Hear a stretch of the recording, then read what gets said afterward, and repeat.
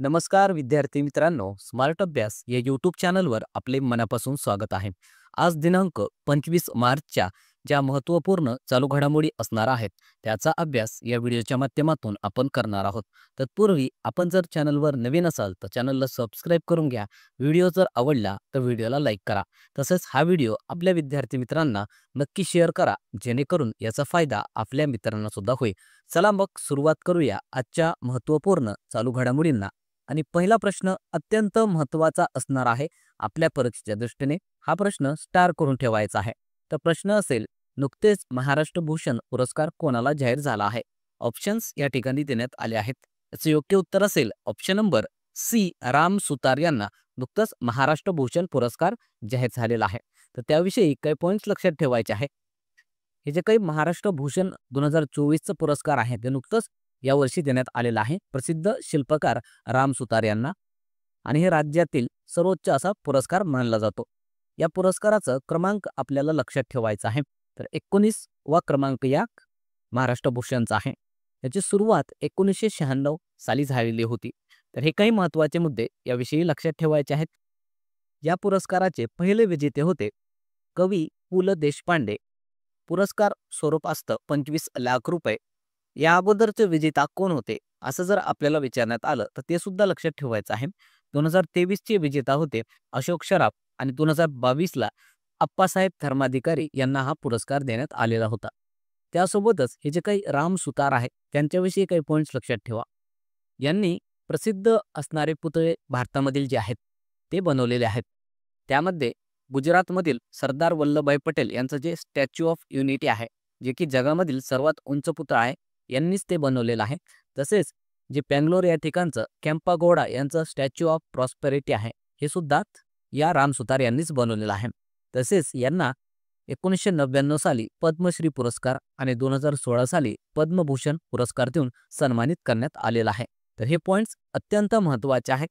आपल्याला यावर प्रश्न हा परीक्षेमध्ये विचारला जाऊ शकतो. त्यानंतर पुढचा प्रश्न असणार आहे, नुकतेच पोट्टी श्रीरामुलू यांचा पुतळा कोणत्या राज्यामध्ये बनवण्याची घोषणा करण्यात आली? ऑप्शन्स या ठिकाणी देण्यात आले आहेत. याचे योग्य उत्तर असेल ऑप्शन नंबर बी, आंध्र प्रदेश. त्याविषयी काही पॉईंट्स लक्षात ठेवायचे आहेत. तर हे जे काही पोट्टी श्रीरामुलू आहेत यांच्याविषयी अगोदर आपल्याला पार्श्वभूमी लक्षात ठेवायची आहे.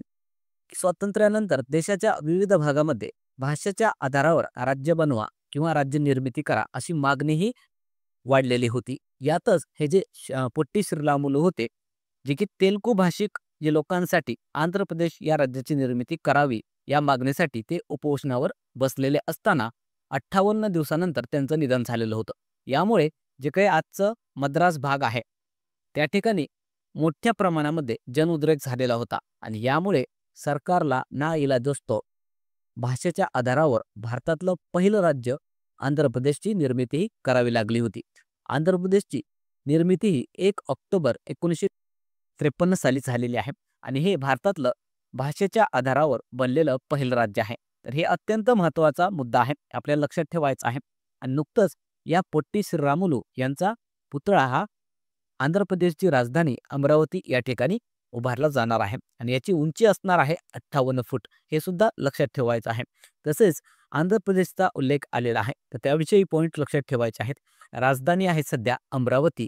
या अगोदर या आंध्र प्रदेशची राजधानी होती हैदराबाद. मुख्यमंत्री आहेत एन चंद्रबाबू नायडू आणि राज्यपाल आहेत एस अब्दुल नझीर.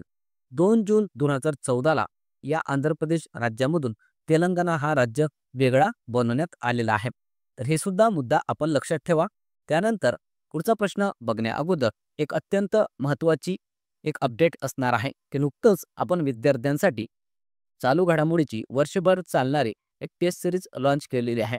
यामध्ये दर रविवारी चालू घडामोडीची टेस्ट होणार आहे. तसेच याचं डिटेल विश्लेषण आपल्याला दिलं जाणार आहे आणि ही जी काही टेस्ट असणार आहे ते विद्यार्थ्यांना ऑनलाईन तसेच ऑफलाईन दोन्ही प्रकारे सोडवता येणार आहे. आणि एकूण वर्षभरामध्ये दर रविवारी 52 टेस्ट या घेतल्या जाणार आहेत. तर या ठिकाणी आपण सर्व डिटेल दिलेले आहेत, ते तुम्ही पाहू शकता. जे विद्यार्थी या टेस्ट सिरीजला जॉईन करण्यासाठी इच्छुक आहेत त्यांनी या दिलेल्या नंबरवर मेसेज करायचा आहे आणि ॲडमिशन घ्यायचं आहे. येणारी जी काही टेस्ट असणार आहे ती टेस्ट आपली 30 मार्च रोजी होईल. या अगोदर आपण नुकतंच 23 मार्चला झालेली टेस्टचं डेमो सुद्धा आपल्या टेलिग्राम चॅनलवर टाकलेला आहे. ती टेस्ट तुम्ही पाहून घ्यायची आहे आणि त्यानंतरच आपल्या या टेस्ट सिरीजला ॲडमिशन घ्यायचं आहे. चला मग पुढचा प्रश्न असणार आहे. वर्ल्ड हॅपीनेस इंडेक्स 2025 नुसार भारताचा जगात कितवा क्रमांक आहे? ऑप्शन्स या ठिकाणी देण्यात आले आहेत. याचे योग्य उत्तर असेल ऑप्शन नंबर ए. नुकतंच हे जे काही वर्ल्ड हॅपीनेस इंडेक्स आलेलं आहे 2025 साठीचं, यामध्ये भारताचा जगामध्ये क्रमांक 118वा सांगण्यात आलेला आहे. तर त्याविषयी काही पॉईंट्स लक्षात ठेवायचे आहेत. तर हे जे काही वर्ल्ड हॅपीनेस इंडेक्स आहे त्याला प्रकाशित केलेलं आहे United nations sustainable development solutions कडून. यामध्ये टॉपचे देश कोणते आहेत? तर डेन्मार्क आणि आइसलँड हे 2 देश टॉपवर राहिलेले आहेत, जे की जगामध्ये सर्वाधिक आनंदी देश आहेत. भारताचा क्रमांक आपल्यासाठी महत्त्वाचा आहे, जे की जगामध्ये 118वा आहे आणि या अगोदर 2024 मध्ये भारताचा क्रमांक 126वा होता. हे सुद्धा आपण लक्षात ठेवा. आणि या लिस्टमध्ये सर्वात शेवटचा क्रमांक आहे अफगाणिस्तान या देशाचा. तसेच इतर काही महत्त्वाचे इंडेक्स आपल्याला लक्षात ठेवायचे आहेत.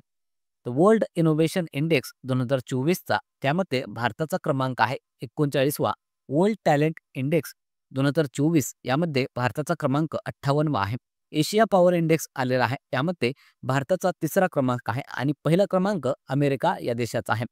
ग्लोबल हंगर इंडेक्स आहे, त्यामध्ये भारताचा क्रमांक 105वा आहे आणि नुकताच हे वर्ल्ड हॅपीनेस इंडेक्स आलेला आहे 2025चा, त्यामध्ये भारताचा क्रमांक 118वा लक्षात ठेवायचा आहे आणि 2024चा विचारला तर 126वा.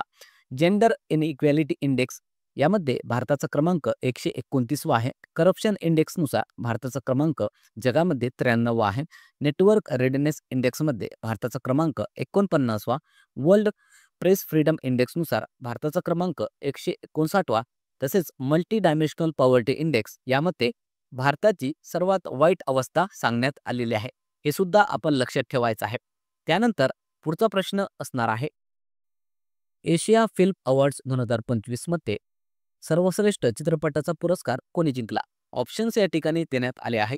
याचे योग्य उत्तर असेल option number C. All we imagine as light या चित्रपटाला एशिया फिल्म अवॉर्ड्स यामध्ये सर्वश्रेष्ठ चित्रपटाचा पुरस्कार देण्यात आलेला आहे. तर त्याविषयी काही पॉईंट्स लक्षात ठेवायचे आहेत. हे जे काही एशिया फिल्म अवॉर्ड सोहळा पार पडलेला आहे याचं हे 18व्या क्रमांकाचं एडिशन होतं, जे की हाँगकाँग या देशामध्ये पार पडलेलं आहे आणि यामध्ये बेस्ट फिल्मचा अवॉर्ड देण्यात आलेला आहे. भारतीय चित्रपट आहे all we imagine as light. त्याच्या दिग्दर्शक आहेत पायल कपाडिया आणि यामध्ये बेस्ट ॲक्ट्रेस ठरलेले आहे शहाना गोस्वामी.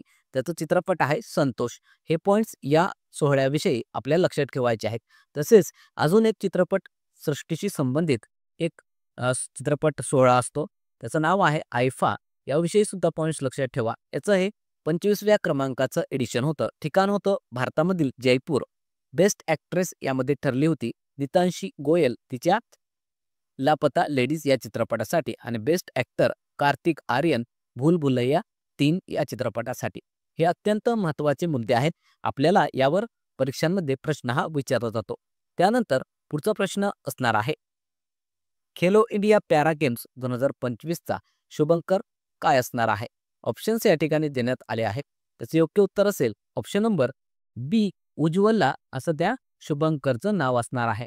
तर त्याविषयी काही पॉईंट्स लक्षात ठेवायचे आहेत. हे जे काही खेलो इंडिया पॅरा गेम्स 2025चं आयोजन करण्यात आलेलं आहे याचं हे 2ऱ्या क्रमांकाचं एडिशन आहे. नवी दिल्ली या ठिकाणी या स्पर्धा सुरू आहेत. याचं शुभंकर चिमणी असणार आहे, जे की उज्ज्वला असं त्याचं नाव ठेवण्यात आलेलं आहे. याचा कालावधी 20 ते 27 मार्च असणार आहे. याची टॅगलाईन लक्षात ठेवायची आहे. हौसलो की उडान अर्थात चॅम्पियन्स बियॉन्ड लिमिट्स. यासाठीचं गीत आहे खेलेगा खेलेगा मेरा इंडिया जितेगा मेरा इंडिया. यात एकूण 6 खेळांचा समावेश हा करण्यात आलेला आहे. त्यासोबतच आपल्याला अजून 2 पॉईंट्स लक्षात ठेवायचे आहेत. खेलो इंडिया विंटर गेम्स 2025 पार पडलेले आहेत. यामध्ये विजेता भारतीय सेना ठरलेली आहे आणि खेलो इंडिया यूथ गेम्स 2024चे जी की 6व्या क्रमांकाची स्पर्धा होती, यामध्ये विजेता किंवा टॉपवर महाराष्ट्र राज्य राहिलेलं आहे. हे अत्यंत महत्त्वाचे पॉईंट्स या खेलो इंडिया संबंधित यावर आपल्या परीक्षांमध्ये प्रश्न हे हमखास विचारले जातात. तर हे आपण लक्षात ठेवायचं आहे. त्यानंतर पुढचा प्रश्न बघण्या अगोदर व्हिडिओ जर आवडला तर कृपया करून व्हिडिओला लाईक करा. चॅनलवर नवीन असाल चॅनलला सबस्क्राईब करून घ्या. कारण बरेचसे असे विद्यार्थी आहेत की ते फक्त आपला व्हिडिओ पाहतात पण त्यांनी अजून सुद्धा आपल्या चॅनलला सबस्क्राईब केलेलं नाही. कृपया करून मित्रांनो, जर आपल्या चॅनलवरील कंटेंट तुम्हाला तुमच्या परीक्षेसाठी जर महत्त्वपूर्ण वाटत असेल तर चॅनलला सबस्क्राईब करून घ्या. तसेच हा व्हिडिओ आपल्या विद्यार्थ्यांना सुद्धा पाठवा, जेणेकरून याचा फायदा त्यांना सुद्धा होणार आहे.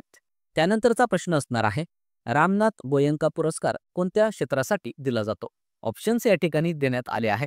याचे योग्य उत्तर असेल ऑप्शन नंबर सी, पत्रकारिता क्षेत्रासाठी हे रामनाथ गोयंका पुरस्कार दिला जात असतो. त्याविषयी पॉइंट्स लक्षात ठेवायचे आहे.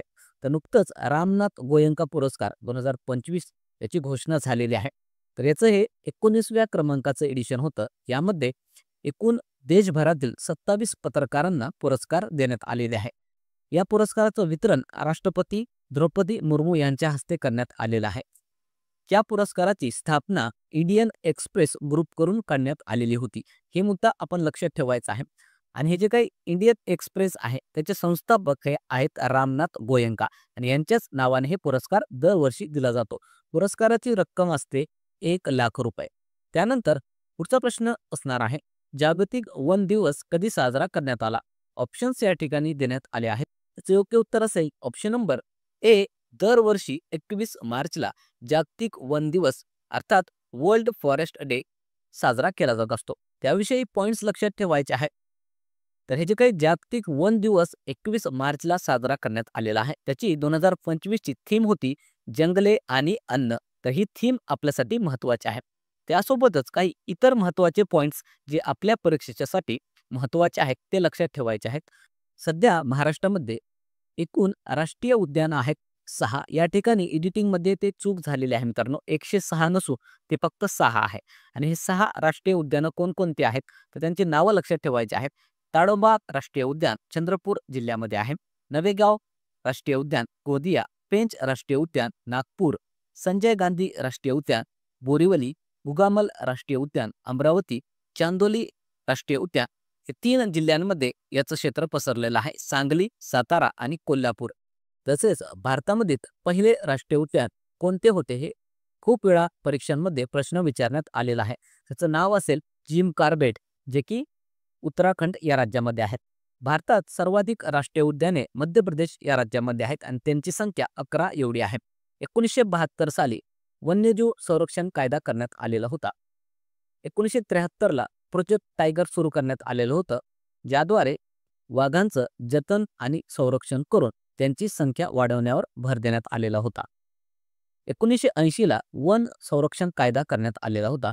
तसेच राज्यघटनेमध्ये एक कलम आहे 48A. यामध्ये असं सांगण्यात आलेलं आहे, पर्यावरण, वन आणि प्राण्यांचं संरक्षणाविषयी काही तरतुदी त्यामध्ये सांगण्यात आलेल्या आहेत. तर या आपल्याला गोष्टी लक्षात ठेवायच्या आहेत. तसेच इतर काही महत्त्वाचे दिनविशेष आपल्यासाठी महत्त्वाचे आहेत ते लक्षात ठेवा. जागतिक पर्यावरण दिन 5 जूनला साजरा केला जातो. वसुंधरा दिन अर्थात अर्थ डे 22 एप्रिल. हवामान बदल दिन 24 ऑक्टोबर. जागतिक व्याघ्र दिन 29 जुलैला साजरा केला जातो. त्यानंतर कालच्या ज्या काही महत्त्वाच्या घडामोडी होत्या त्याचं क्विक रिव्हिजन या ठिकाणी आपल्याला करायचं आहे.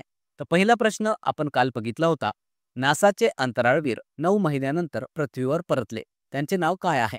याचं उत्तर होतं option number D, Sunita Williams आणि बुच विल्मर. त्यानंतरचा प्रश्न होता, भारत आणि कोणत्या देशाच्या दरम्यान वरुण सैन्याभ्यास सुरू झाले? याचं उत्तर होतं ऑप्शन नंबर सी, भारत आणि फ्रान्स या 2 देशांच्या दरम्यान हे वरुण नावाचा सैन्याभ्यास सुरू झालेला आहे. त्यानंतरचा प्रश्न आपण घेतला होता, Shri S Ramakrishnan centre of excellence in fluid and thermal science research या संशोधन केंद्राची स्थापना कुठे करण्यात आली? आणि याचं उत्तर होतं option number A, IIT Madras. त्यानंतरचा प्रश्न होता, नुकतेच अर्चना जाधव या खेळाडूवर 4 वर्षासाठी बंदी लावण्यात आली, त्याचा संबंध कोणत्या खेळाशी होता? याचं उत्तर होतं ऑप्शन नंबर पी, धावपटू आहे ही अर्चना जाधव. त्यानंतरचा प्रश्न आपण घेतला होता, नुकतेच प्रकाशित मुक्त अभिव्यक्ती निर्देशांक 2025 नुसार भारताचा क्रमांक किती आहे? याचं उत्तर होतं ऑप्शन नंबर ए, 24वा क्रमांक या निर्देशांकानुसार भारताचा आहे. याविषयी कालच्या व्हिडिओमध्ये डिटेलमध्ये अभ्यास आपण केलेला आहे. त्यानंतरचा प्रश्न आपण घेतला होता, नुकतेच प्रधानमंत्री युवा 3.0 ची सुरुवात कोणत्या मंत्रालयाकडून करण्यात आली?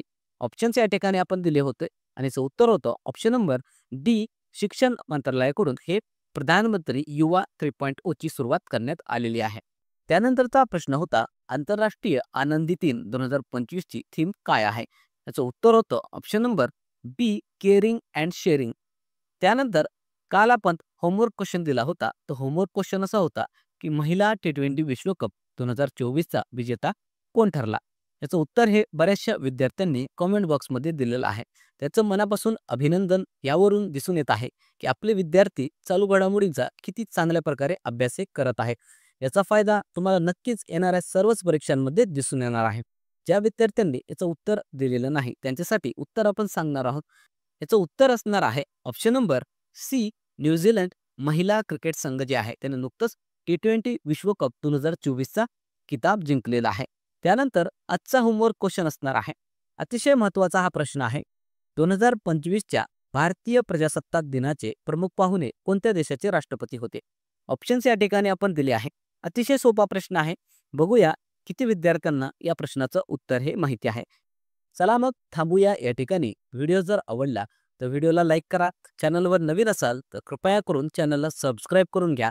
तसेच लेक्चरच्या मोफत नोट्ससाठी आपलं जे टेलिग्राम चॅनल आहे स्मार्ट अभ्यास 555 त्याला जॉईन करून घ्या. तसेच इंस्टाग्राम चॅनल आणि व्हॉट्सअप चॅनल आहे स्मार्ट अभ्यास या नावाने, त्याला सुद्धा जॉईन करून घ्या. थांबूया मग, पुन्हा भेटूया एका नवीन व्हिडिओसह. तोपर्यंत धन्यवाद.